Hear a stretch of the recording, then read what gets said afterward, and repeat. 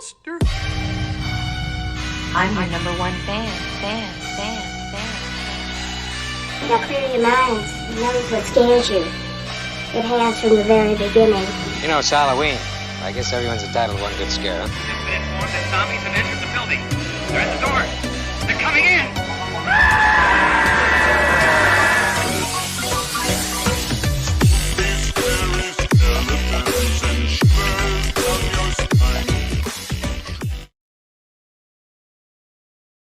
Say something?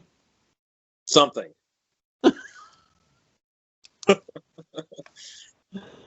Okay. Hello, everyone, and welcome back to another episode of the Midnight Monster Corner podcast. I'm your host, as always, Corey, and alongside me tonight is my good pal, Tony. What's going on, Tony? How you doing, brother? How you been? Been great, man. Been great. Very looking forward to this. This is a great episode, and this is a great series we're getting into, I think. So for those of you that don't know, this is the summer slasher series that we're doing, where it's going to be 3 months of reviews. So June, July, and August we'll be covering nothing but slasher films, which I'm excited about because it's one of my favorite subgenres. It is my favorite, so I am thrilled. I am ready to go. Oh yeah. And we're starting out with an amazing one tonight. 1982, Pieces. Oh man, you turned me on to this film. A long time ago, yeah, man. It's Yeah. been, yeah, absolutely. Because I remember seeing it and just being captivated by it. It's one of those films that just really sticks with you. Oh yeah, it does. It's so out there and so bizarre, but it's so great at the same time. I mean, when we get into it, we get into it. But it's a blast. It's a blast, and there will be spoilers ahead. We're going to be talking in depth with this movie, getting into the little tidbits and plot synopsis and everything. So, if you haven't seen it, you will be in for an experience. Let me just tell you that right now, because it is indeed an experience you'll never forget. Yeah. If you dare to watch it. And if you haven't seen it, highly recommend you go over to Tubi, check it out. It is actually on Tubi for free. I know, as long as you're patient and you like watching, or you can watch some advertisements, get past those, you can actually watch the film. And I believe it's the Blu-ray cut. That's the cut I actually watched.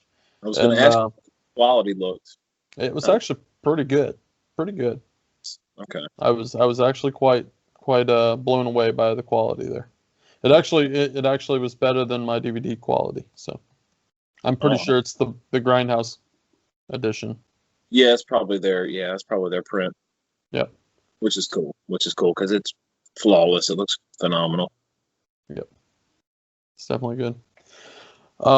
So before we get into it, I just want to remind you guys that if you're on YouTube checking out our videos, make sure that you like, share, subscribe, and just tell your friends. If you got friends that are horror fanatics like us, have them check out our group and head over to our Facebook group as well. We're doing a lot over there. We're constantly talking to you, the fans of the show, and the community is actually growing pretty strong there.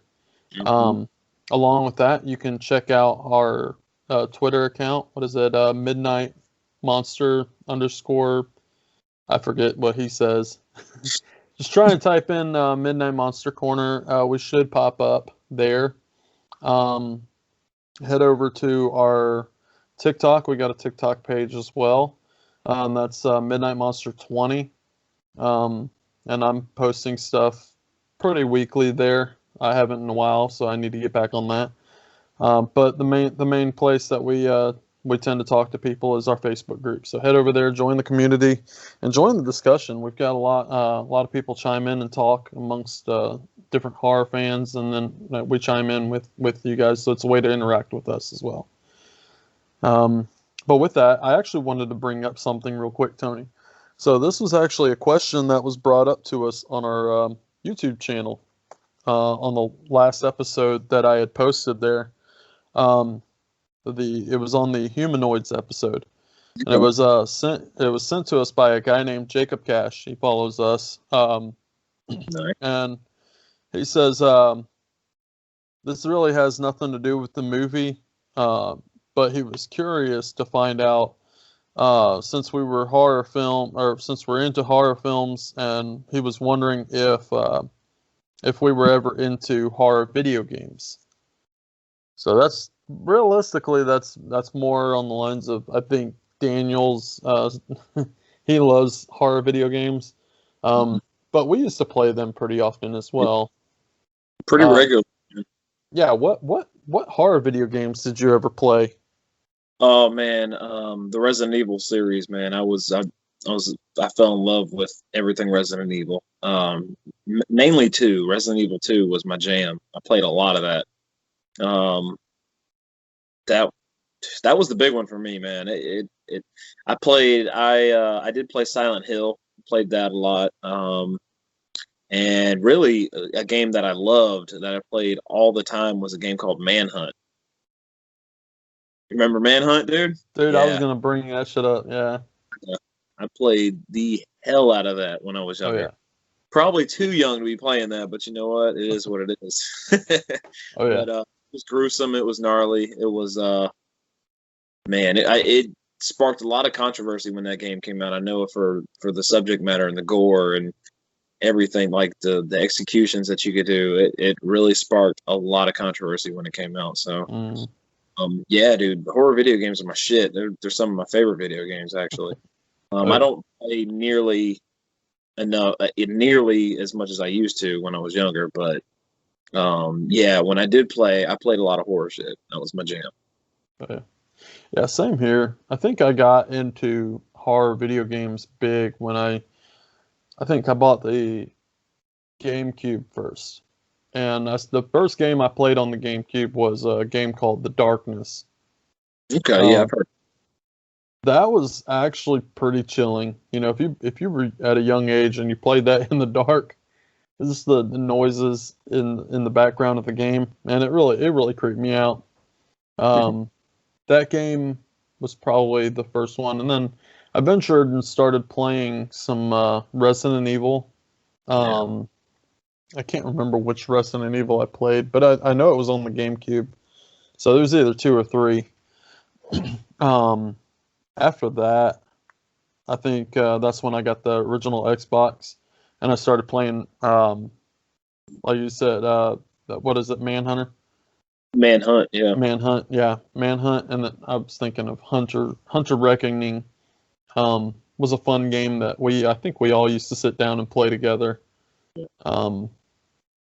But then after that, I think just recently I played a few years back, Evil Within. That was a pretty cool game, and I believe they came out with a sequel. And then I've ventured back into some of the Resident Evils as well. Yeah. So yeah, but yeah, I'm a big fan of horror games. Yeah, me too. Same here. Like I said, I don't play video games much anymore, to be honest with you, man. It's just time-wise and everything like that. I just never really have a chance to do it. Plus, my kids take up the PlayStation and everything like that, so I never get to play anything really. They're always on that. But man, I would like to revisit are they the remasters of the new Resident or the newer Resident Evil updated versions? Yeah. I would love to revisit those. Just because, like I said, I played a lot of those when I was younger. So just to play it again and see the updated stuff that they put into it, it would just be a blast to do. It would probably spark a little nostalgia for me, and because I've seen screenshots and still images of the graphics, they look fantastic. They did a great job on the remaster. So. It's definitely something I would love to do, is just to dip my toe back into that or dip my toes back into that and kind of just get a little nostalgic for a little while. That would be cool. Nostalgia, and that's why we do this, right? That's why we watch the horror films, stuff like that. But yeah, I've recently actually what was it, about a year ago, 2 years ago, I bought an original Xbox again, at the local flea market. And I started buying some of the original games that I was playing, and of course I've introduced them to my kids and stuff. Hunter Reckoning, I'm still trying to find that one game. I heard that you can actually play that game on the Xbox One. I heard it's compatible. I don't know how true it is, but I mean, I've looked at lists of backwards compatible games for the Xbox One, and that's one that always seems to pop up, which is crazy because it's honestly a game that I didn't think too many people knew about, But it was always fun to play that game, and it's not even a first person like shooter game or anything like that. It's really cheesy, but it's just so fun. Those are some of the funnest ones, man. The ones I dig shit. I dig it just like I like my cheesy movies, dude. That shit just works for me. Yeah. Yeah. Well, so thank you, Jacob, for asking the question. Thanks, man. And feel free, guys. Leave a comment down below and ask us a question. I think we can start adding that to the show where we can ask or answer the questions, kind of do a little Q&A session. So really enjoy doing stuff like that. So thank you again. You ready to get started on this one? I'm ready, man. All right. So Pieces from 1982. 82. Directed by Juan Piquer Simón, a Spanish director. This was I believe it was a Spanish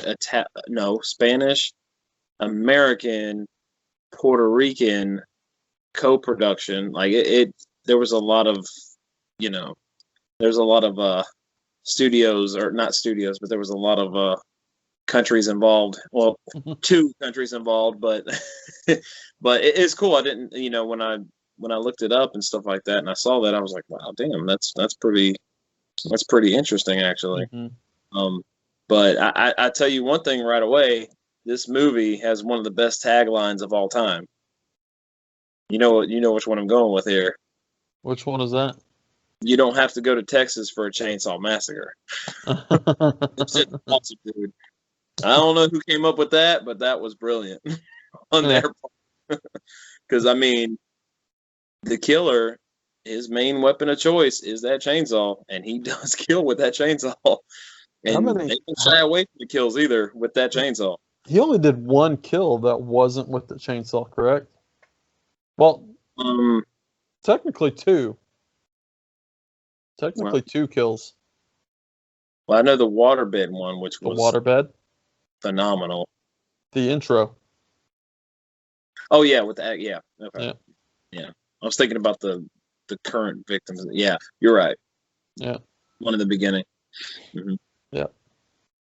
So, yeah, we can go ahead and let's see.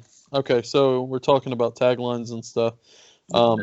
There's a quote that I kind of want to go over real quick, and there was so there's a scene where there's a girl in the hallway and she's talking, and I don't know, I guess they're talking about one of the teachers or something, but the girl says the most beautiful thing is smoking pot and fucking on a waterbed. Yep. That's the kind of dialogue you're gonna get in this bad boy. Man, I tell you, when I watched it for the first time, that line completely threw me off guard. I did not see that coming at all. Especially from her, because she doesn't look like I guess you would say like the cliche 80s trashy girl, of the high school. Yeah. She looks very clean and, very proper. Yeah, I guess you would say proper, yeah. Pretty much, yeah. No, I mean, and there's many times when that happens where I'm just taken back by something that's said or something that's done in this particular movie. And, we're going to talk about a couple of those, quite a few of those actually.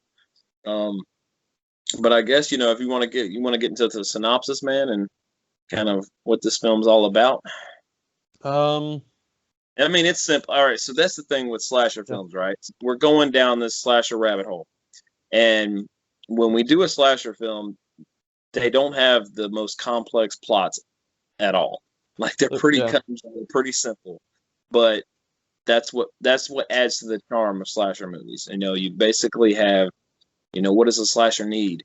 Slasher needs a cool killer, some great kills, some nudity. I mean, that's what you need. Yeah. So this movie checks all of said boxes, every one of them, because you get everything you'd want in a slasher film in this film. So, like I said, when we go down and we do our reviews for these movies, like I said, the plots are not always complex. There's not a lot of, you know, twists and turns getting thrown at you. It's basically, you know, you have a killer, and it's not set up to where you know who the killer is in this movie. It's basically we got to find out who it is at the end, and we got to pick, you know, we got to decide who this person is that's doing the killing. Mm-hmm. But the thing about this movie is, and you know, it's always been thrown out there, okay, is this a slasher film or is it a giallo film? That I had a hard time. I mean, so realistically, in my opinion, giallos, they're a bit more complex than slasher films. Yes. Slasher, in my opinion, is more Americanized. You don't see too many slasher films from other countries. What you do see, mainly from Spain. I don't think I've seen anything from Puerto Rico, but obviously Italy. Giallos. I've got a couple like films from Spain that actually do feel like I'm watching a giallo film. So realistically, yeah, I felt the entire time I was watching this like I was sitting there watching a giallo film. Yeah. You know, it is considered to be a slasher film, obviously. Yeah. But I mean, if they didn't make the reference to this film taking place in Boston, yeah, I wouldn't have never even known it. I would have felt that I was watching a film that was placed in Italy. Right. Well, the majority of the film was actually shot in Spain, so that's why it feels like kind of you kind of feel that disconnect. Mm-hmm. To where, okay, it's set in Boston, but it's not shot in Massachusetts. It's actually shot in Spain, so that kind of throws you off a little bit. You get like a different feel, and that's what you get with this movie, is a different feel. Yeah. But to its benefit, it works. It has that charm. It has that, you know, when you're watching it and you see, like I said, you see the film. All right, so the film starts out in the 40s, right? Then you see a banner, like a New England Patriots banner on the wall, and you're like, well, the Patriots weren't around back then. I mean, so it's just little things like that that are like, okay, you know, it adds to the charm. It makes it that much more enjoyable. But that's just a little thing. There's so many other things, but really, so Corey, you know, man, this movie starts off right away. They're not fucking around. Like, you see a brutal kill in the very opening of the movie. Mm-hmm. So you know what you're getting yourself into. This is not a movie that's going to shy away from the gore. It's not going to shy away from the kills. They're going to be stylish, and that's what kind of hints at giallo. Some of the, especially the kill with, you know, the waterbed kill, which is a highlight kill. It's very, very stylish, the way it's shot, the way it's edited. You feel like, I was like, oh shit, this like was plucked straight out of a giallo film from the early 70s and put into this, you know, early 80s, you know, slasher film. So it's an interesting dynamic. Well, I mean, let's talk about that for a minute. Okay, so when you see your killer in a giallo film, what's the first thing that you notice about him? It's a dark silhouette. Dark silhouette. Right? Hat is dark. Usually, it's just a regular, top. Not, I wouldn't say top hat, but just a regular hat. Yeah. And then the black gloves. This killer, every time you seen him, he was dark, masked. You couldn't tell who he was. He had the hat. He had black gloves. The black coat. Right, the black trench coat. I mean, it was very cliche of a giallo. Even the killer was... because many people have pointed that out, and the director has even went on record saying that no, he at that point he wasn't kind of, kind of paying homage to any giallo film. He took inspiration from The Shadow, which was a comic, and I don't know when it came out, but I know it was earlier, and the look of the killer was based on that. Yeah. So he was trying to. I mean, I don't think he was doing that on purpose, but he was like, "No, this is my intention. This is what I was trying to pay homage to, or how I wanted to reciprocate that, or have that look, kind of follow is this character and not any typical giallo villain." Yeah. So, and he's gone on record saying that, hey, that wasn't my intention, or that wasn't supposed to happen, but it was a coincidence that it did. Hmm.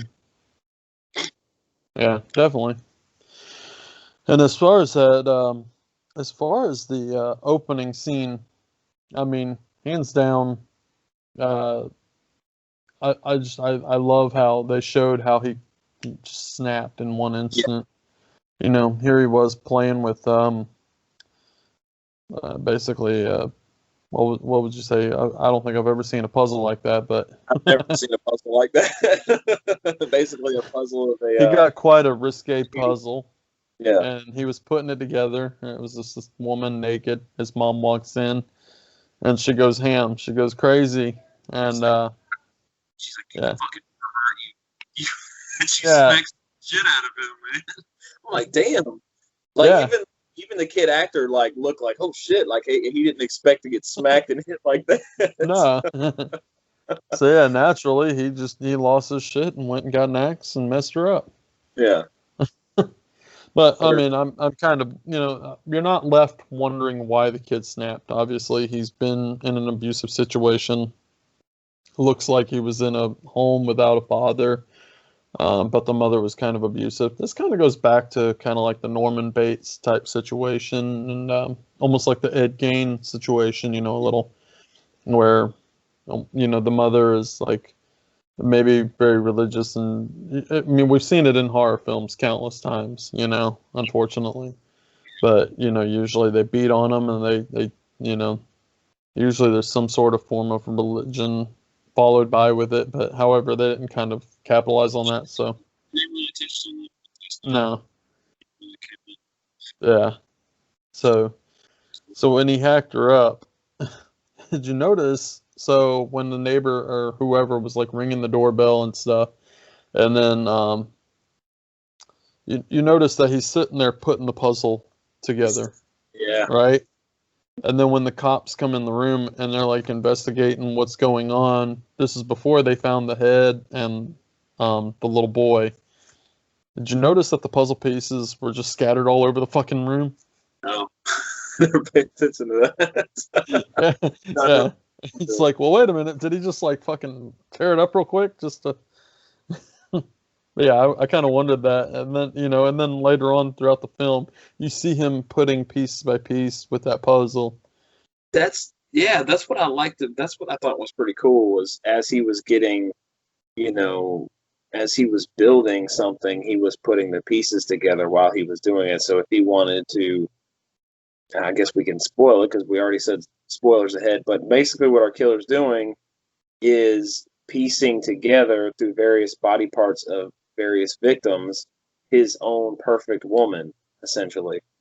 Or I guess, I don't know if it has anything to do with he was trying to recreate his mom. I'm not quite sure, because he did have clothes and everything, and he kind of, I guess that's what he was trying to do, and that's never really fully explained. But so if he were to, let's just say, if he was to cut off a victim's arms, then he would put the arm piece to the puzzle together and he would finish it. Mm-hmm. Or if he was gonna, that's how it was portrayed anyway. So I thought that was really cool. I was like, oh, that's a neat little touch that they would cut to him putting the pieces together while he's out slaughtering everybody. Yeah. I didn't actually think about that until just now, Tony. That's pretty cool, actually. I mean, I knew that he was creating another woman by basically sewing the body parts back together, but that's very interesting. Yeah. that they that There's a lot of psychological elements to this too, man. The big one being when, when we're still in the beginning and the police come and they're, he's hiding in the closet, and at that point it looks like he was a victim and he saw somebody hack up his mom and stuff like that. So the cops have no reason to believe this little kid actually hacked up his mom. So they just let it go. I guess it goes unsolved for years and years, and then it cuts to I think 40 years later. yeah. And there's students on campus, and we forgot to mention that the mom broke a mirror. And then 40 years later, it turns into a comedy, a goofy comedy for a minute when this chick's going down the street with a skateboard. She's like, oh, she's not really on it right. She's about to fall off. And these guys are bringing this huge mirror, like they're kind of going around the corner with it, and she's like in a collision course for that mirror, and she hits that mirror, and then you hear the shatter of the glass and the breaking. And I think that's what psychologically snapped our killer when he saw that, and that's what led him, because 40 years not doing anything, something had to be a catalyst to set him off for him to go down that path where he's gonna start hacking up victims and doing what he ends up doing. Yeah. Because right after that scene, you cut to our unseen killer pulling the puzzle that he's had in storage for years. He's pulling it out and he's going through the pieces like he's going to start basically his work. So I think it's real psychological in that way, because people are like, well, I wonder why he would go all this time without doing anything. I think it was something that had to snap. When he saw that mirror crack and saw that happen, it brought him back to when he was a child and he did what he did, and that's what kind of set him off on this collision course that he ended up going down. So there's a lot of psychological shit in here too, man, which I thought was pretty fascinating. That's very interesting. Yeah, I didn't pick up on that. That's actually a really good theory. I think you're right, though. I think that's what caused him to snap. Because like you said, 40 years goes by. He didn't do anything. Yeah. It happened, and then something happens, something that sets him off or gets him in that headspace again, and then he kind of, I don't know, snaps.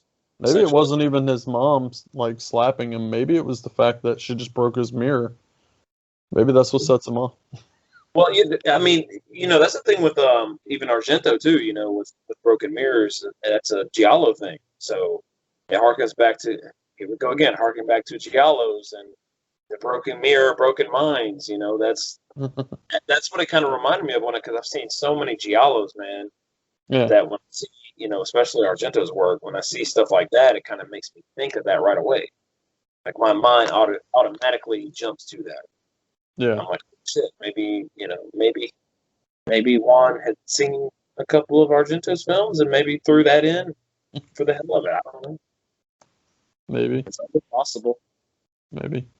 It's real fascinating stuff. So, trying to think. The first kill was the girl laying down. So I didn't know this at the time, but when I looked it up, that girl is supposed to be the same exact girl that ran through that glass pane, like the giant mirror. So I'm like, how the fuck is she not in the hospital, like cut up and shit? She just ran through a fucking mirror. Yeah. On the skateboard. And no, she's just hanging out in the park, just reading, or no, on campus reading, just reading a book, just hanging out, like not cut up or anything. She's completely fine. No big deal. So, it's little shit like that. She wasn't cut up yet. Well, yeah, absolutely. Which is hilarious, by the way. That first kill, or that second kill, excuse me. That second kill is hilarious. Yeah. Because it would never happen in real life. You never see some shit like that. Just in broad daylight. Well, that's what I was fascinated by. Some of the kills were in broad daylight. Yeah. Oh, yeah. But I mean, it kind of also goes back to like a victim knowing their killer, because like, for instance, him, I mean, he's, well, I don't want to spoil it right away, but but I mean, he's well known. You know, a lot of people know him, and so it's easy just to go, oh, okay, you're gonna go do this, and then it's like gaining trust with your victim almost. Yeah. You know. Yeah. So, But yeah. that second kill, man, it just so he this girl's sitting here, laying down, reading a book, just enjoying life, and somebody you hear like equipment like revving up in the background. It's like, oh, it could be like a weed eater or something like that. There's a gardener out there, who knows. But then you realize it's a chainsaw, and she's like, hey, you're being real loud. I can't. You're breaking my concentration. And he's like, oh, I'm sorry, miss. And then he's like, I'll be done in a few or whatever. And she's like, oh, okay, cool. And she goes back to reading, and then all of a sudden he just pops out in front of her and just lobs her head off with the chainsaw. It's so bizarre. You would never think to see something like that in a movie, but lo and behold, in pieces you see it. Oh yeah. As unpractical as it could be, it still happens. And then grabs the head, takes the head, and takes off. No witnesses in broad daylight or anything. Just takes off. Yeah. Just leaves. One of the yeah. So let's talk about that for a minute. So the decapitation was awesome. I mean, just some of these kills were just off the wall, and not practical, like you said. Like they, well, I mean, I guess they would be practical if given a chainsaw. Yeah. Because like the elevator scene, for instance. That's one of the best ones, man. Yeah, she goes to press the button or whatever. He just goes up with the chainsaw. That shit looked real, dude. Like, I was like, whoa. Yeah, that was cool. Lobbed it off. And I think it helps that she had the jacket on to kind of conceal like the fake arm that would be there. That was, that's how you do that effect, and that's how you do it well. But can we go up back to the fact that, this girl gets on an elevator, he stops to get on the elevator with her, somehow concealing a chainsaw. That's the chainsaw in his back. Like. And her not noticing that, hey, there's this dude getting on the elevator with me with a chainsaw. That's kind of throwing up some red flags right there. It's very cartoony. And even it lingers to her staring at him for a while and then looking down and then looking up. For a while, it lingers on that shot. So she knows something's up. Yeah. But nothing's done. She's just like, whatever. So funny, dude. Yeah. Yeah. It's like that I just love. The little quirky things that happen in this, I adore. I love them. Yeah.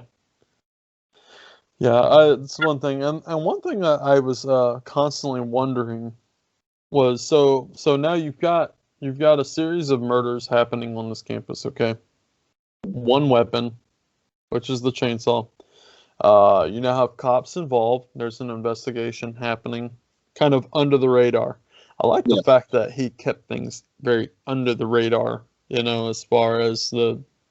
Everything. He didn't want the students knowing that, or I guess like the dean of the campus didn't want any of the students really knowing what was going on. Yeah. And even like they were like turning away investigators and not so much investigators, like news reporters and stuff. Yeah. Trying to keep it on the down low as much as possible. It was very hush hush, and if it was out and about, as far as like the murders, a lot of times they were like, oh, it was a small accident that occurred. Yeah.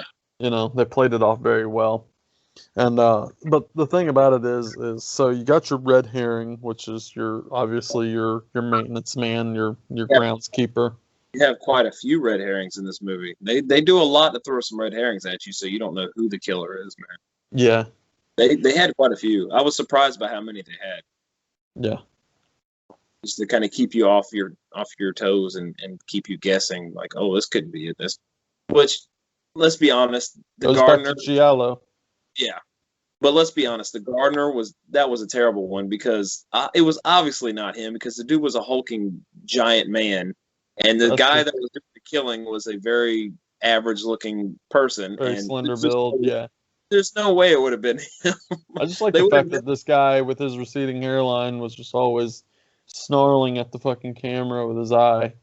Yeah, his like mannerisms and his looks that he would get are so Yeah. funny, so funny. He was always shifty and like Yeah, doing just always looking at the camera weird. because Yeah, obviously they were trying to play it off like he was suspicious and like he could have been the killer. It was like no Yeah. way. Obviously, Well- if he would have ended up being the killer, that wouldn't have made any sense whatsoever. None whatsoever. no. But I still like the fact that they did that. Well, the reason why I bring him up is the fact of the chainsaw. Okay, so I don't know how it was back in the 80s, but usually if there's a murder committed and a murder weapon is left at the scene of the crime, usually that's evidence, right? It's taken into So evidence, magically, they had like 30 fucking chainsaws of the same brand, same color, everything. There's even one shot, like I think by the pool or whatever, and like the other red herring, the teacher, the teacher. Yeah, he goes down and instantly like touches it, and they were like, "Wait a don't minute, touch it. yeah, you could have just destroyed evidence." And he's like, "So obviously that's evidence, right?" So, but what then later on, there's another kill with that same fucking chainsaw.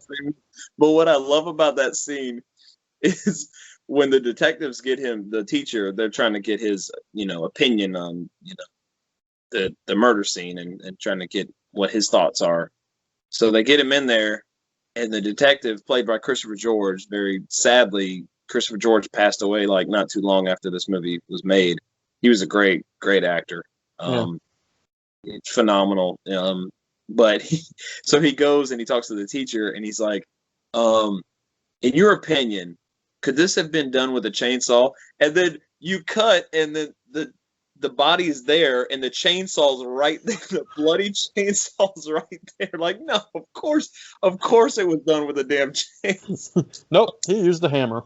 I love that shit, man. Like, it's obvious, it's set for like in the shot, like in the foreground, like all bloody and everything. It's like, come on. I think that's the actual scene, right? He does walk up and like investigate the chainsaw, like he touches it, and then he's like, "I think it's plausible."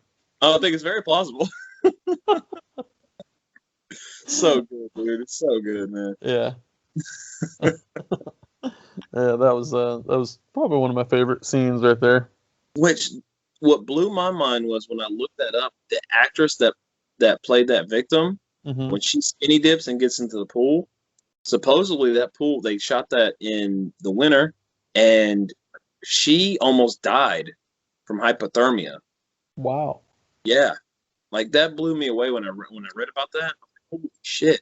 Like they can't get away with shit like that nowadays, man. It was No. a completely different time. Like Yeah. this chick almost died from negligence on Well, set. I think stuff like that still continues. Kind of like in the indie circuit. I guess you would say like the indie films, because what was it a while back? I watched a movie. I think Mind's Eye. That was kind of an independent film, and they were like filming in like -32 degrees or something. And Yeah. they were having to run around like halfway naked in the That's- woods. Like, yeah. So yeah, I could see how that could still go on, but on the indie films, Yeah, on the indie film side, but bigger budgets, no, Yeah. they can't get away with that. yeah, I think what kind of shifted the change in that was the Brandon Lee tragedy when he was killed on set. I think that had a lot to do with like more safety precautions done on set, and because a lot of time, I mean, I know there was a lot of instances where people, would get killed on movie sets and stuff like that from like shooting scenes, and in the 80s it happened quite a few times, so it was kind of a glowing concern, and I guess it took like a tragedy, like a real big tragedy, to actually get the ball rolling on more safety precautions and looking into safety measures as far as like props and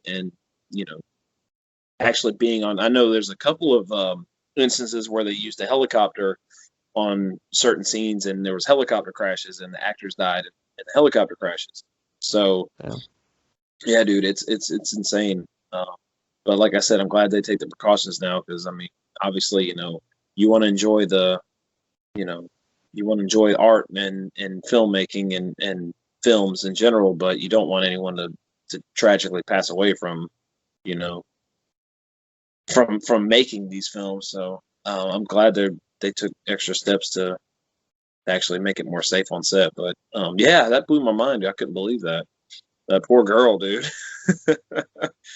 Like, ugh. It reminds me of the shit that happened in Friday Part 4, when the same thing almost happened. She almost got hypothermia by being out there on the lake. It's freezing cold outside, and the director didn't want to cut. He wanted to keep filming, and Ted White, you know, thankfully intervened. Is like, hey, you know, you get her out of that water, or I'm out. I'm gone. Like, you're putting her at risk, man. She can get seriously injured out there.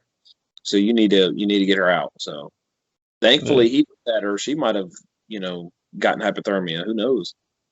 Yeah. But yeah, that's exactly what it reminded me of. I'm like, damn, that shit's crazy, man. It's almost negligence at that point. You know, the directors have to take care of their actors. You know, they can't put them in harm's way. Yeah. I mean, they're on a budget and they're on a time scale, you know. Yeah. They got, you know, production has to get done at a certain time, and the stress and everything like that. But man, yeah, that's dangerous, dude. Super dangerous. Like I said, that's something that I could see definitely happening in the 80s and 70s, stuff like that, and maybe even the early 90s, but they can't get away with stuff like that these days, I don't think. Well, that plus actors are making way too much now, and, you know, they're getting paid exorbitant, you know, amounts to do it, and insurance wise, and yeah, it's just, no, can't do that. Yeah, it's of its time. It's of its time. Definitely. So speaking of Friday the 13th, and you didn't realize this, so when you went back and watched it again, did you see what I was talking about? Yep, I did see the poster. Yeah. So did you see the other poster? Because I couldn't make out what the other poster was. Like the bottom corner, the bottom left corner of the poster, but I couldn't see what it was. I didn't know. I kind of looked, but I couldn't see. It almost looked like a Texas poster. It could have been, yeah. Yeah. So, it makes sense. Yeah, because of the time period. Yeah, and the subject matter in the movie. Yeah. Makes complete sense. That's where they got the tagline from. Yeah, exactly. I would not be surprised if that's actually what it was. So, folks, if you don't know what I'm talking about, there's a scene where, if you're not paying attention to the fully nude man in the film, it's another thing. Dude, I did. Let's talk about this scene real quick, okay? So I was lost actually, because I didn't even realize he was trying to make love with his girlfriend, or this girl at the time, and he's like shushing her. He's like, hey, shh. And she's like, I'll be more quiet. I'm sorry. And she's like, you know, you get me in the right mood and stuff. And I didn't even realize that was even going down. I thought that they literally were just laying there. Yeah. But the thing that I noticed was, in the scene, there's a movie poster on the background where you can clearly see Friday the 13th on the bottom corner.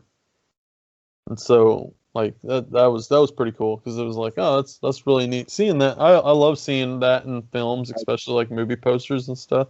I always love seeing that. That it's really, really cool. I love that. It's a nice little tidbit, and it was really cool finding something that you didn't know about the film. No, I mean, I probably just consciously didn't think about it, you know, when I saw it, because I was just taken back. And I think I know why. So that's Kendall, one of our, you know, protagonists that we follow. That's the guy that we're talking about. Yeah. And I think why he did that, or why he was trying to kind of keep her calm and chill, is because he makes a little comment to her. He's like, oh, they're gonna think I'm hacking up girls in here and stuff like that. So I think what he thought was, he didn't want her being loud and screaming or whatever, because I think at that point he was a suspect, and he didn't want, like, you know, anybody to kind of give the cops information where, you know, he could have been possibly doing something in his room, or hacking somebody up in his room. He just didn't want the heat on him. So I think that's possibly why he did that, which doesn't make any sense. So he ends up helping the police to track the killer to find out who the killer is. Yeah. Because they basically run out of resources. Like we're shorthanded. We have nobody that can kind of help out our role that we put into the school to kind of watch out to see anything suspicious happening. So we need you to help out.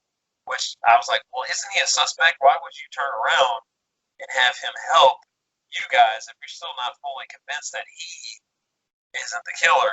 I just thought that was hilarious. Well, wait a minute now. Okay, if they think he's the killer, okay, and they want to keep close tabs on him, why not put him in that position to where they can watch him a little bit closer? I get that, but they put him solely with the police lady that's infiltrating the school. If you're going to do that, that's a little ballsy and that's a little chance. You're taking a chance there because they're going to be working together. If you think he could possibly be the killer, you don't want to put her in that position where she's alone with this dude. Yeah, true. So that's where I'm like, Yeah. Plus, he was riding around on a motorcycle that sounded like a chainsaw. Right, exactly, and that's another funny little scene that happens. But I just think that's funny, dude. Like I don't know, maybe he was checked off at that point. Maybe there's something that wasn't shot that they figured out he wasn't their suspect at all. Like he couldn't have been involved because he had an alibi or whatever. And maybe they just crossed him off. We just didn't see that happen. Who knows? Who knows? In your opinion, would you say that he was a better investigator than the actual police of the film? Oh, 100%. He was able to solve what they couldn't solve in days of investigating in a matter of a couple of hours. I mean, it didn't take long at all. Yeah. So, I mean, they keep making the jokes of where, you're ready for the Force kid and this and that. So they're actively trying to recruit him to be a member of their, of their station and their police force. So I thought that was pretty neat. That's like, this doesn't he have like school and classes that he has to be taking? When does he have time to fully help you guys out in this investigation and to be a bodyguard for this, this lady that you guys are infiltrating the school force so you can figure out, who's suspicious. I think because they thought, they knew that it was somebody on the campus, like somebody that worked at the school. They had to have been because everything's taking place on the campus. So that's why they're like, which that part doesn't make any sense at all to me either. So we know that this lady is a very famous tennis champion. Yeah. They make many references to her being a very famous tennis champion. How could she go undercover? Well, how could she work for the police force to begin with if she's a tennis champion? And then how could she be the one going undercover? People are going to know who she is. I mean, she's very famous. I mean, yeah. So she's not going to really be incognito. It's little shit like that that just adds to the charm of this movie. What can I say? Like, if you overanalyze it, nothing makes any sense at all, but it's still fun. Yeah. It's still fun. Yeah. I agree. And that's that. Yeah, I found myself wondering about that too. Like she's pretty popular, obviously, because they instantly when she's first at the school, she does like a little tournament or whatever, and instantly there is like a fuck ton of people there, and they're like literally parading around watching this. And it's the worst tennis match you've ever seen. Like clearly. They had no idea how to play tennis, and they did not know what they were. It kept like showing her the same loop. She did not move. She just boop and lobbed the ball over the net. That's all it kept going to. She didn't move or anything like that. It was hilarious. So you could tell like they got her on set that day, and it's like, all right, you're gonna shoot a scene now where you're playing tennis, and she's like, well, I don't know how to play tennis. I don't know anything about tennis at all. And they're like, oh, just do something and we'll shoot it and it'll be great. She's like, okay. That's pretty much verbatim how I'm sure it went. Because they're probably like building her up to where she's like a retired tennis champion or something like that, so she doesn't really do that anymore. So she probably didn't expect to actually have to play. She would have to because she's still like she's set up to be the coach of the team, so I guess she would have to, but it's still funny to me. Oh yeah. They didn't have enough in the budget to have somebody train them to really make it look realistic or something like that. So you get a kick out of it, her being a famous tennis champion and can't play tennis. Yeah, definitely. It's pretty funny. But she also couldn't defend herself against a kung fu master. That's one of the most random scenes. That caught me off guard so badly. I was like, what the fuck am I watching? I was genuinely confused. I really was. Everything about that scene is so random and so brilliant. Just for how random it is. So, I mean, you want to get into the context of that scene, Corey, and break that sucker down because it's probably one of the most famous scenes from the movie. So, as random as it is, that's why it's famous. So, so basically, our reporter, Jesus, our investigator, policewoman, Mary, is she's kind of skulking around campus at night, kind of doing rounds and stuff like that. And then when she's walking, randomly this dude just starts kicking at her and getting into a kung fu fight with her, and she's just trying to defend herself. She's trying to get a gun and try to shoot him. He kicks the gun away, like he's kicking at her and stuff like that. And she's like, "What the fuck's going on?" She doesn't understand it.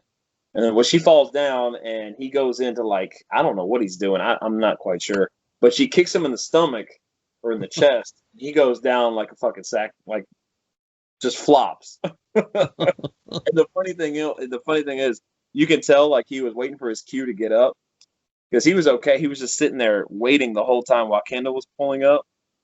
He was just sitting there waiting for his cue to pop back up and be like, "Oh, I'm good." It's hilarious, man.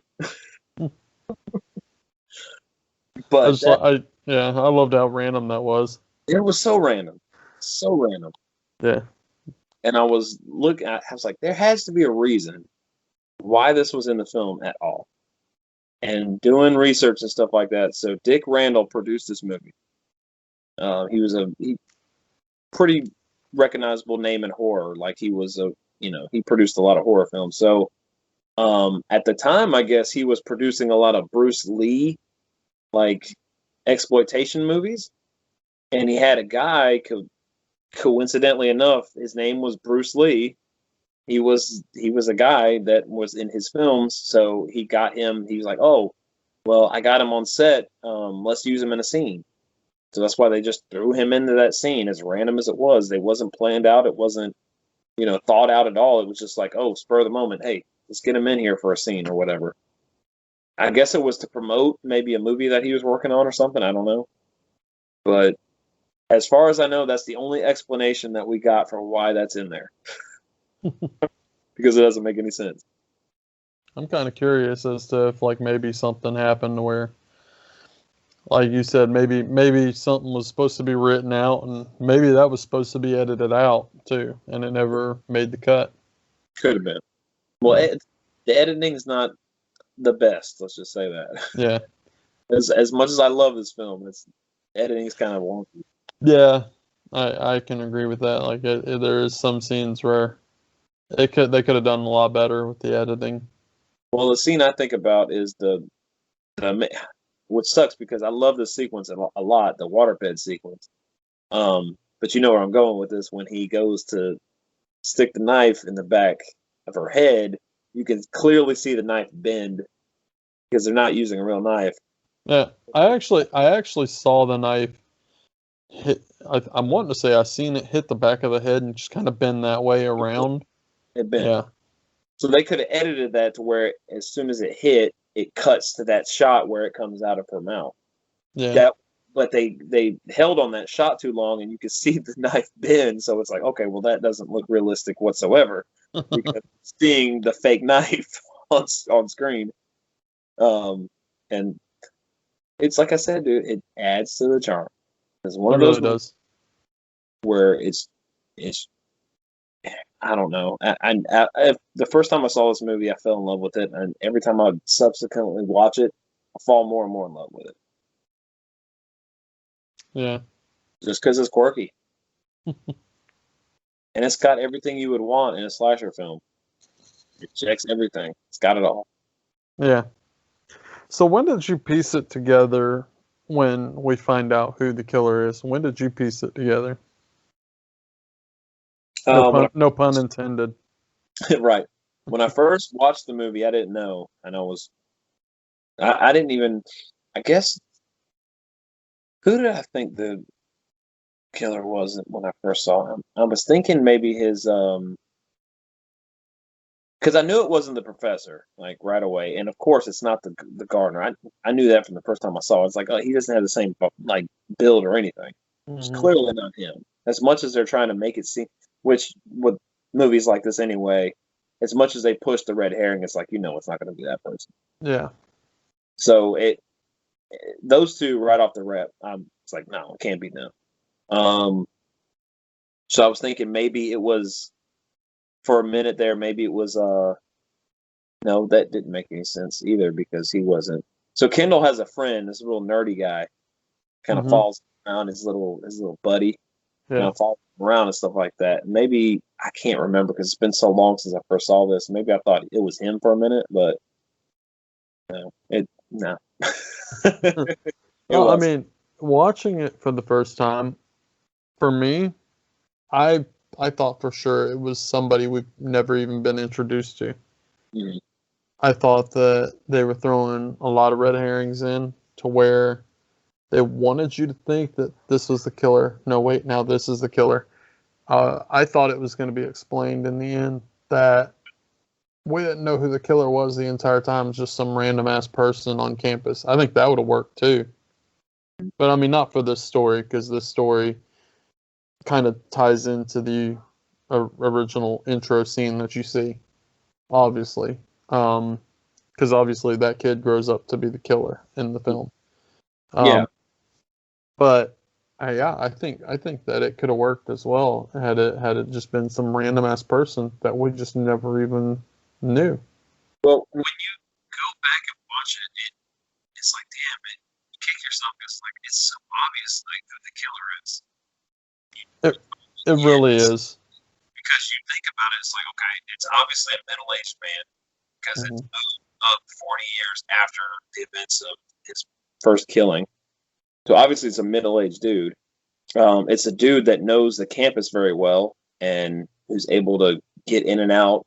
Like, I'm sure has the keys to rooms and is able to do everything like that. So the more and more you watch it, he's like, how did I not like piece that, no pun intended, piece that together in the beginning? Like, how was I not able to know who that was?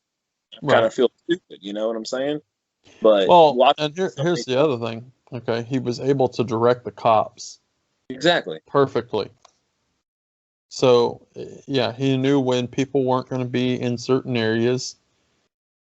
Because he knows the schedules of all the classes, when the tennis matches are, when people aren't going to be in the pool, stuff like that. So it's obvious that it's.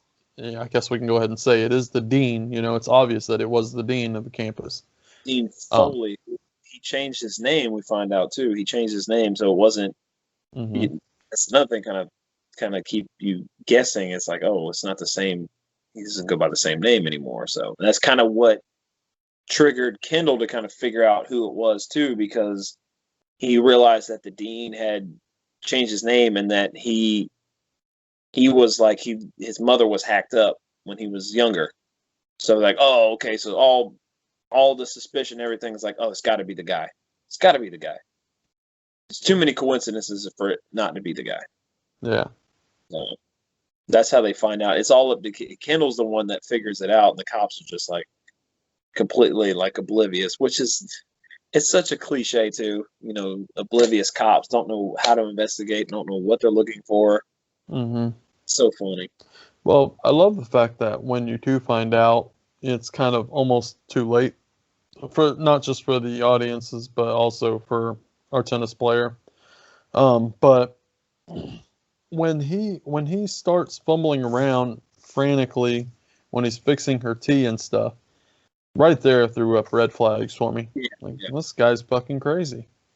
this guy has to be the killer. And then as you're looking at his apartment, that's the first thing I noticed in that scene. Okay, so when he invites her into his apartment, okay, and they're looking around, the one thing that I noticed was the dresser. And right then and there, I knew that was the killer. Because you do see the dresser in the background, and that's the same dresser he pulled the puzzle out of. So right there told me that she was where the killer's been.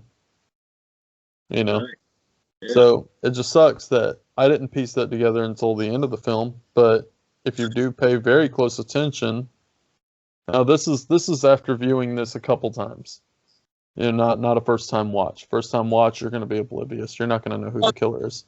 That's the thing. So some people are really like, some people can like figure it out. Like first time watch, they know exactly who it is, and they're right. Like, I think for me, it was like I was so, because when I first saw this, I was so like green when it came to like figuring stuff like that. I've seen so many movies since then. I've picked up on stuff. I know a lot more than I did. I'm more seasoned to horror films than I was when I saw this in 12, 13, 14 years ago. So it's so obvious now, but at the time it wasn't, because I was still green to this shit. I didn't know what the signs to look out for. I didn't know, anything really. Because I saw this movie seriously when I first started like going hard on collecting and watching stuff. I was like, this is one of the first movies that popped in on my radar, because I've always been like a slasher guy. I like, if I'm going to get into a subgenre and I'm going to really delve into horror, then slasher is going to be my gateway. Like that's going to be what starts me out. Like when you're getting into metal, there's always that gateway band.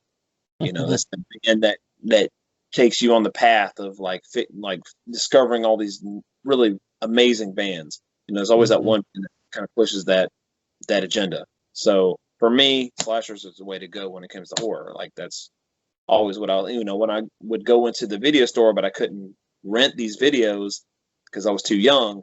It was always the slasher movie covers that gravitated me. Like those are the ones that I wanted to watch. I would pick them up. I'm like, oh, this is so cool. I'd pick them up, like just be in awe. Like, oh man, because in your mind, it's like you're playing off something that's so much worse than most of the time it actually is. Like you're thinking this is going to be really like body parts flying around. It's going to be really gnarly and shit like that. But obviously that's your kid imagination and working overtime. But it's like I was so green to it, I didn't know. But now watching it as many times as I have, it's like, how did I never know? Like, come on, man, it's kind of obvious. Oh yeah, definitely. But I like that dresser thing. I didn't notice that, but until you said something, I'm like, oh shit, I should have been paying more attention to that. Yeah, if you do, go back and just check that out. You can actually literally see the dresser as they're walking through the apartment, and I'm just like, right there, that's a giveaway. If you're a diehard fan, you pay close attention to that. You can definitely see that. But I mean, he starts instantly. It's almost like as if once Kendall gravitates to who the killer is, it's almost like they intended for the audience to go ahead and gravitate who the killer was. Which, I mean, the next scene is her going into his apartment, and then obviously he's drugging her with a paralyzing drug. I really love that too. The fact that he was like, don't worry, I gave you something to where you'll be completely paralyzed. You'll only be able to hear me. So she can't even talk. I thought that was really neat. And then obviously when Kendall and then the other investigators bust in the room, she's laying on the couch motionless because she's paralyzed, and he's just hiding behind a curtain. But to her credit, that's great acting on her part, because she looks like she's trying to shift her eyes. She's great. Like, look over there. Yeah, like she's saying it like this dude's over here, but she can't say anything, so it's really tense. It's like she's wanting to tell him that the guy's behind the curtain. Yeah, but she even like tries to throw her arm a little bit. You can kind of see her kind of still motioning. I really gravitate to her eyes on that scene because she's shifting them like many, many times, but she's doing such a good job of it. Really convincing. It's great acting. Yeah, it is. I definitely picked up on that. Yeah. Which that's actually in real life. That is Christopher, or it's Christopher George's wife in real life. Like Oh, that's really? yeah, Okay. yeah, pretty cool. Yeah, you got to star in a movie with her. So That's neat. And it was one of his last roles. yeah, sadly he passed away in 1983, I believe. That's cool. So they got to do one last little hurrah together. That's cool. It's sad.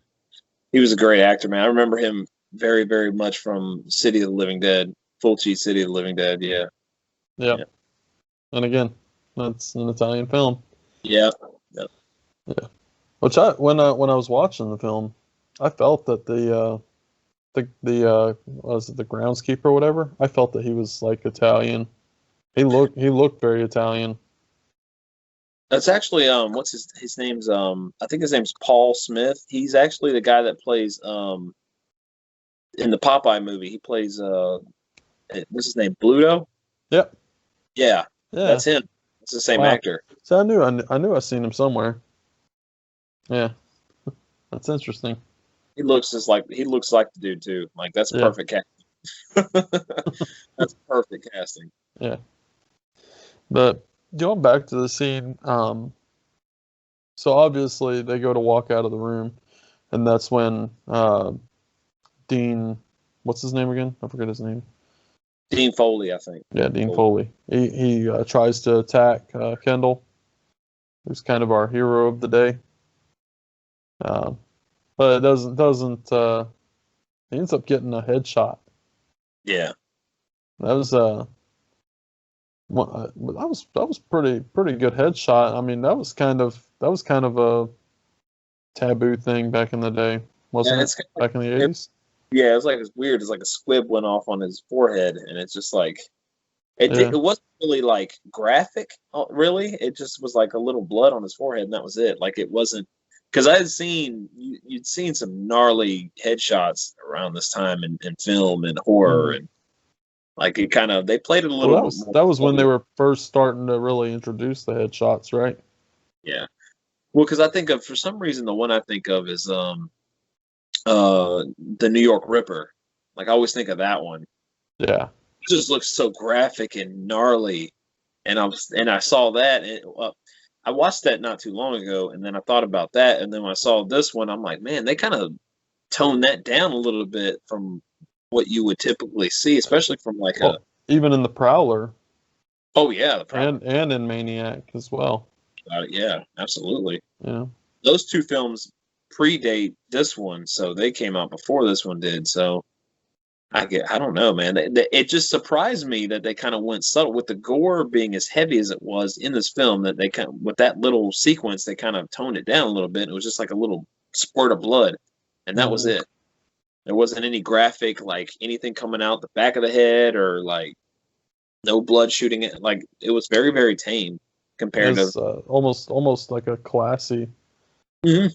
You know, that's kind of going back to like a Giallo in a sense. It's actually really surprising that they went that route. I was a little because I noticed that well, I've noticed it before, but I really like wow, that was really like tame. Yeah. Not as graphic as I would have thought. So in the end, you get one more little surprise. Well, you get two more little surprises, really. So the first one being, I forget how she's discovered the body. She just falls out of like there's like a secret compartment in like the bookcase, and she just Yeah. falls on top of Kendall. Yeah, So the girl that's been the girl that he makes. that he makes with the pieces from various women just falls out on top of Kendall toward the end of the movie, and it's like the sting, like the not jump scare, but the stinger, Mhm. where she falls out and the music sways, and it's like, oh shit, it's a big shocking thing, Yeah. and then like she falls on him and stuff like that, and you think it's over, like that's the end, but no, it keeps going. Yeah. That's one thing I definitely remembered when I first saw this movie. It's like, oh, that was a pretty effective ending. I was like, oh wait, it's not over yet. There's still more. Yeah, which I was the second little jump scare. That one really actually kind of confused me. Yeah, it's very implausible. It would never happen. Yeah. It's one of those things where it's like, how? How is Yeah. that? How is that possible? It's not.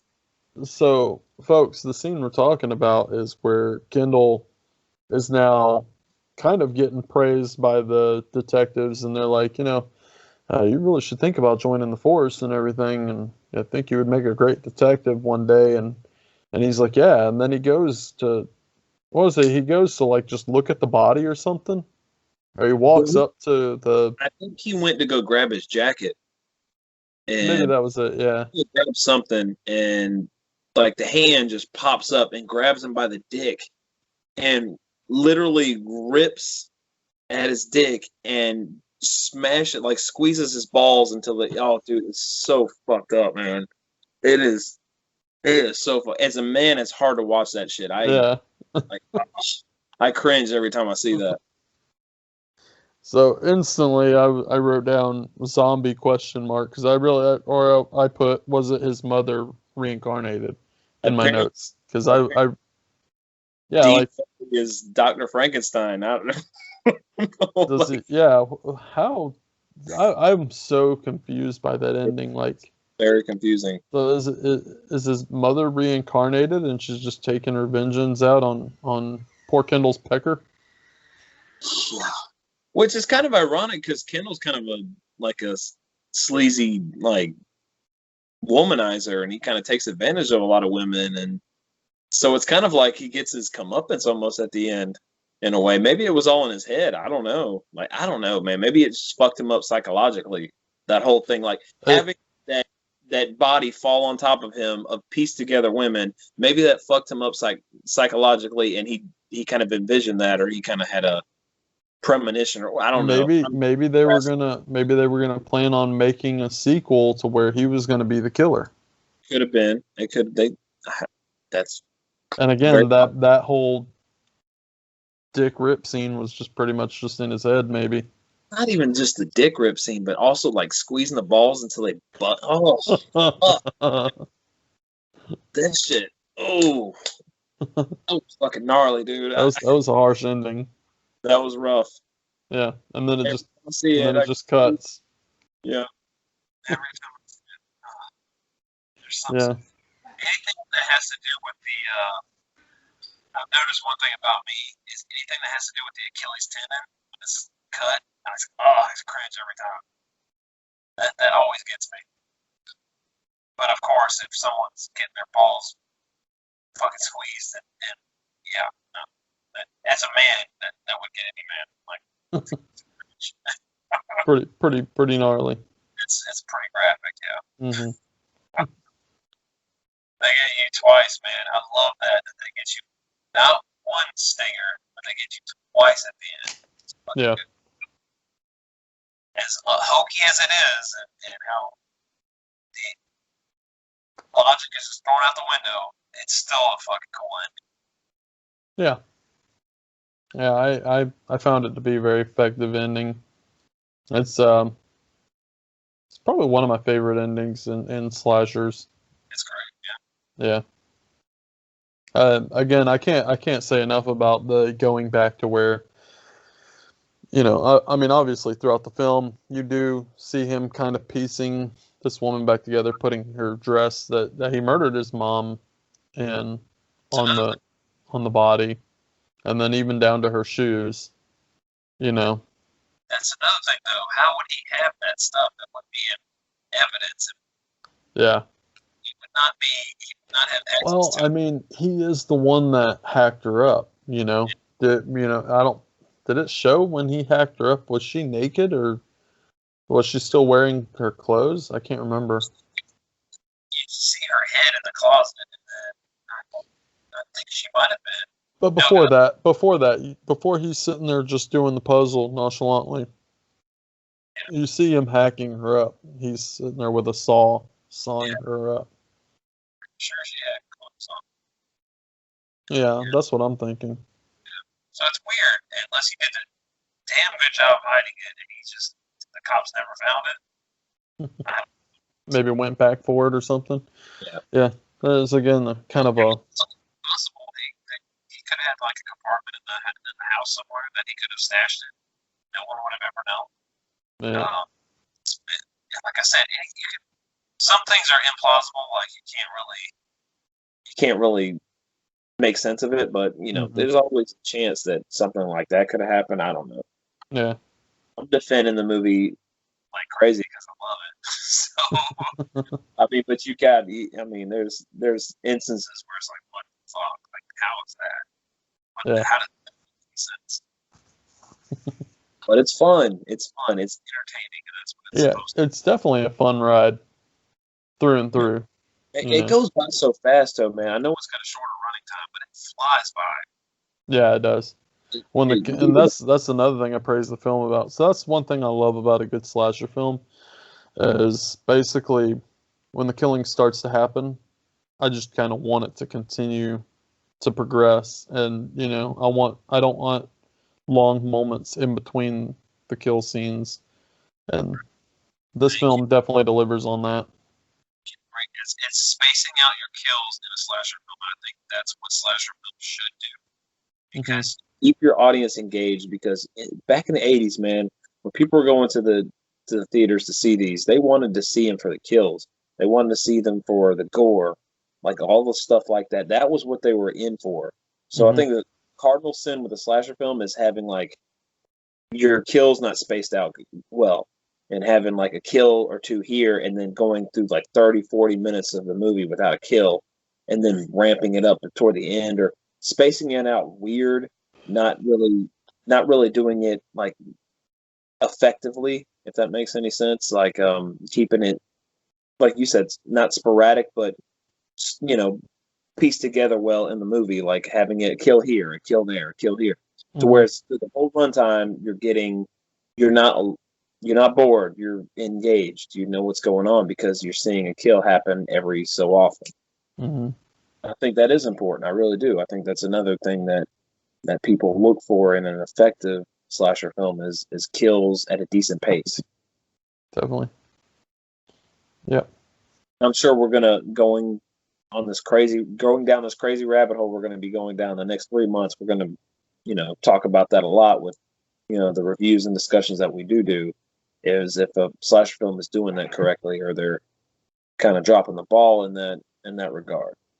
Yeah definitely. I've already ran across a couple of them that could do better as far as the kill sequences and stuff like that, which I'm sure we'll get into on our roulette episodes as well. Yeah. So, yeah. What did you rate this thing? Pieces to me is a movie I love to pieces. I mean, I watch it regularly, couple times a year even. I watch a lot. Like, it's one of those mainstays on Halloween for me, like around October. You get Halloween watches and stuff like that. I always put it on and watch it. I have a very long history with this movie. Like I said, 12 years maybe of watching it. It's got everything you would want in a slasher film. It's got a cool killer. It's got a cool killing, like a cool weapon for the killer. It's got amazing nudity. I mean, beautiful women. Effective gore. Like it checks all the boxes, man. It's got everything you want. I on Letterboxd, I gave it a 4.5. Oh, okay. Awesome. It's very, very near Yeah. That's it has a little bit that it's got a little Puerto Rican tinge to it. Maybe that gets me too. There you go. That's cool though, man. I never noticed that before until I looked at the production. I'm like, wow, Puerto Rico. That's sick. That's pretty cool. Yeah, for me, same. It checks off all the boxes. I think one thing we didn't really talk about was the score and how effective some of the sequences is with the score. I think that I had a harder time picking up on the score because I was paying attention to so much other things, and of course, I was critiquing the shit out of this film while watching it as well. This is probably one of the most notes I've taken as far as the film when I'm watching it. Um, the only thing that I have a kind of a downfall for is like some of the plot holes in the film. And it's just like going back to, well, this wasn't explained. This wasn't explained. The crazy kung fu master. Just some of the randomness in the film that I picked up on. I was just like, I could have done without that a little bit. But overall, it is a fun film. I give it a 4-star. And it just goes down to some of the, like I said, some of the plot holes for me. But like you said, rewatchability's there. It's always there. This is one that I do revisit at least once a year. Just because I don't have time to watch other films usually, so I try and fit newer films in that I haven't seen. But this is one that I do watch at least once a year. So I was happy to do this review. So it was a fun one. Yeah, it's awesome, man. A slasher film without a final girl. Yeah. Beautiful. Well, Kendall might have became a final girl. He was the final guy. Well, not in the end. Well, he was. Considering what happened to him, shit's gone. I think one thing we should do though, man. What's your favorite kill in the movie? I think we should do that as we go through our series. Like name our favorite kill. We haven't really done that in a while. You know what? It comes down to, honestly, there's my favorite kill is in the shower. Yep, that's the one we didn't touch on yet. Yeah. That's why I wanted to bring that up because I figured, because I know I was going to bring that up. So Yeah, he chainsawed her right in half. it's brutal, man. Between that one and the elevator, which she didn't die. He just lopped off her arm. He lobbed off her arm, but then there's dialogue where the lieutenant's talking to the doctor, and he said, "There's very little I can do. There's 0 to no chance." So she's basically, he's basically saying that she died. Okay. But we count that as a victim. Okay. I okay. Looking back, I do remember that dialogue. I thought it was I thought that he had asked if he could question her. Yeah. What? And he said there was very little we could do. Okay. So I thought that she was still alive, but she just wasn't there to be questioned. Like her mind was just not there. But okay. Yeah. So that answered that for me. But yeah, the shower kill. Which I wanted to touch on that. Apparently, that actress was not an actress, man. She was the daughter of one of the costume designers on set, and Simone needed an actress for that scene, and she was trying to get her daughter into acting at the time. So he's like, "Oh yeah, I'll give her a shot." So he basically like put her in that sequence, and I feel so bad for this actress, man, because she went through complete hell for this sequence. So this is what happened. So he told her, "Oh, by the way, this part requires nudity." She's like, "Oh, well, I didn't know that." And they pretty much like, I'm not gonna say they strong-armed her into doing her nude scene, but they pretty much kind of did. They kind of like let her know the day of shooting instead of like giving her kind of a warning that was going to happen. So she did it. She was a trooper, man. She did it, and it had to have been uncomfortable because it wasn't. Most of the time with these scenes, like they kind of close the set to where like a lot of like the hands aren't there. So that's a terrible phrase. A lot of the cast and crew aren't there. It's just the director and the actress, so it makes it more of a comfortable kind of set to where there's not a lot of eyes on the actors. Yeah. But no, apparently it wasn't. Everybody was there. They were all watching and stuff like that. So this poor girl had to get naked in front of all these people, when she did not expect to do. And then she has to run around, and I guess the stuntman or whoever was playing the killer was actually using a real chainsaw around her So she really pissed herself on set. Like that was legit. That was Really? yes. That wasn't Wow. fake. So this poor girl was just, she had to have been damaged from this whole experience. Wow. There's no way in hell she could have like I ever. I wonder if she went on to acting or not. I doubt it. I think that was such a bad experience for her. Like, but she handled like a trooper. She actually did it. Like, kudos to her, man. That's Yeah. that's something that you cannot get away with now with everything that's going on in Hollywood. That shit is of the past. You cannot No. do that now. And see, one of the things that I did notice in that scene was there was so yeah, I did notice the fact that he was using the live chainsaw. That you could actually see the chain moving and stuff in certain scenes because I mean he had to cut the door open too. So I mean that was like right there.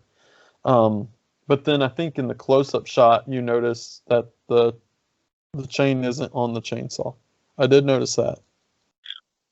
So anytime there was like real close-up shots where he was like right there at an actor or an actress, I noticed that the chain was not on the chainsaw.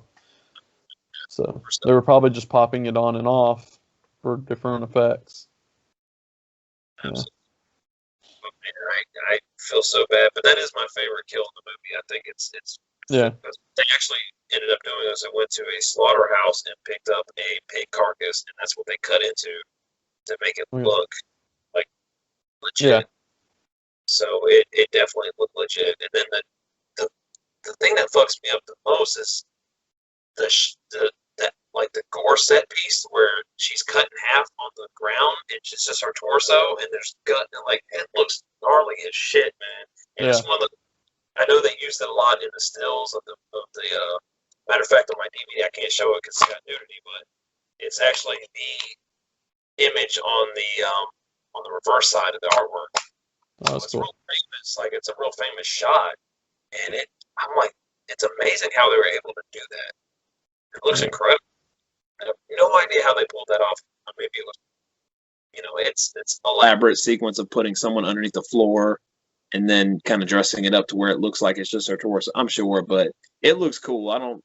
It's Yeah. pretty remarkable. How I did find myself kind of wondering like how they shot that because that's all you see is just her upper torso. Yeah, it's incredible, and that has to be the only way they could have done that. But it's cool as shit though. Regardless, It's really effective, and it really sticks with you seeing that. It's like, damn, that's gnarly. That's gnarly stuff, bro. Yeah. Yeah, that's Pretty my cool. favorite kill too. That locker room sequence is remarkable with the waterbed kill as well. That's another one that really Yeah, I would sticks say that definitely takes us quite a second. because it's kind of a change in like style a little bit. Like that the chainsaw one's more of a slasher like splatter kind of sequence. The waterbed kill is like a giallo, very stylish like sequence. So it's like they kind of contrast each other a little bit, but the fact that they're in the same movie kind of makes them stand out more. Yeah. Definitely. Those are my two favorite, just because of that. They kind of contrast each other a little bit. Yeah, I agree with you. And like you said, that's when I fully noticed that I guess you would say that's when I fully thought that I was watching, almost felt like I was watching a giallo just when I was watching him. And again, the trope is a giallo, the killer usually has a knife, and with the black gloves, it just Or a blade, or a I switch. just- Yeah. I felt that in that moment, that's when I felt like I was watching a giallo kill right there. Right. Well, you feel like, and that's why I understand if people consider it a giallo. I completely understand too. I get it because it has a heavy emphasis on the police procedural. That's Mhm. the giallos. I get it. It has a foreign feel to it, so automatically it doesn't feel like an Americanized slasher film. So if people consider it a giallo, sure, and I get it. Yeah. I completely understand it too. To me, though, this is a splatter slasher film, like Yeah, definitely. through and through. Hands down. Yeah. Yeah. But But it's a fun one. If like I said, hopefully you guys came into the review after watching it. So if we do recommend it. I mean, me and you both gave it a pretty high score. Yeah. It's a fun time. It's one of those movies you put it on right from jump. It goes and it doesn't let up. It keeps up that pace and it does not slow down.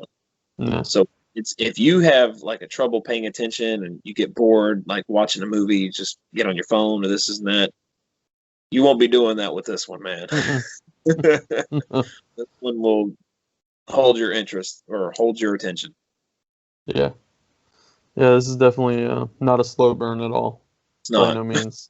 By no means. It It's a starts fast- from beginning to end. Film. Yeah. Well, you got anything else you want to add? I don't think so, man. Are we ready to? I do have one thing. Okay. So when Mary is talking to Professor Brown, this part just cracks me up. When she's talking to him, and he's like, "Why are you so jumpy?" And she's like, "Oh, I guess with the killer being around and stuff like that, it's kind of got me on edge and stuff like that." He's like, "What? Do you expect something to happen to you in broad daylight? Nothing's going to happen. It's okay." 2 women were killed in broad daylight before that happened. So obviously she has a reason to be jumpy and concerned. Yeah, exactly. I thought that was hilarious. I'm like, really? So insensitive, but so good at the same time. I like how emotionally, how emotionless this guy was too. Yeah. Oh, he was like a blank slate, like Yeah. completely void of emotion and just I mean, because of course they're trying to play it up to where you want to make the audience think he would be the killer, like he's a suspect. Yeah. So kind of goes with the it could have been the acting too. I don't know. I've seen that guy in a lot of because I realize he's a American actor that played in a lot of Spanish horror films. I've seen him in a lot of Spanish films that I've seen. So he's pretty famous in Spain Okay. regarding his horror output, but I don't know. It's funny. Well, of course they kind of dub it, so Yeah. it's always hard to get a beat on acting and stuff like that when stuff's dubbed. You don't know they're not speaking in their native language. So even though he speaks English, he's an American actor. So Yeah. Definitely. but the funny thing about European cinema and stuff like that is they would dub American actors too when they wouldn't need to because they speak English without a problem. So I just think that's funny. What was that? Tenebrae did that? Tenebrae. Yeah. Yeah. But yeah. But yeah, that's all I wanted. I just thought that was funny. I wanted to bring that up. See if you caught it too. Yeah. Yeah. Well, folks, if you haven't seen this movie, sorry we ruined it for you. Still go out and check it out because it is on Tubi for free, and it is a fun watch. But with that, I think we'll be moving on into landing this plane. So, folks, just a reminder: check out our Facebook group and our Twitter and everything else. We're pretty active. Seems like we're pretty active on Twitter and Facebook. And folks, this is the first episode of the month, so we will do another one, and then we will ask for your suggestions to do our 3rd episode. And so you basically just enter for a chance to basically give us a suggestion for what we're going to watch and do a review on, and then you'll also be entered to win a prize. But yeah, with that, Tony, you got anything? I'm going to tell you, man, you covered it. And Well, thank you guys. Yep. Huh? Thank you guys. I wanted to say thank you. Thank you for all of your support. Getting questions out there, just getting comments out there, getting back with us on movies and stuff like that. It's been awesome. We love doing it. We love interacting with you guys. It's really awesome. We've built like this close, tight-knit little family in the group and stuff like that. And it's just really cool to bounce ideas and, opinions and stuff off each other. We love it. We appreciate it so much. And we thank you guys. Most definitely. I couldn't have said it better myself. Yeah, thank you. And yeah, like Tony said, keep the questions coming because we wouldn't mind answering questions on the show. That's going to be fun. I don't know. And but yeah, with that, later, guys. Later.